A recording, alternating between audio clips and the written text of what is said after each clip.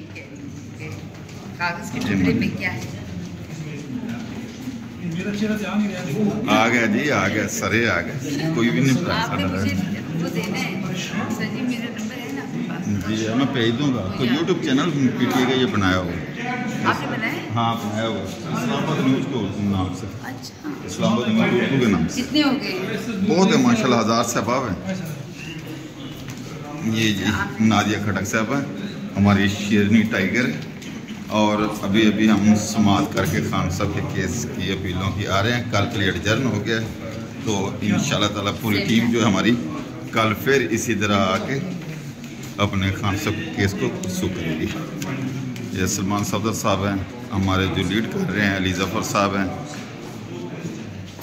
उमैर खान न्याजी साहब हैं, हमारे ये मलक ज़हीर साहब से मेरे साथ साथ ये आ रहे हैं।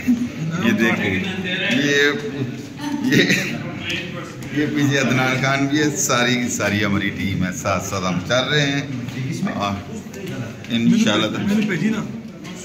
ये आती है जी आपकी तरफ तो हर रोज़ आती है, इधर खड़े होते हैं। कितने व्यूज मिले थे आपको? मैंने सारी शेयर की थी। माशाल्लाह ठीक आते हैं,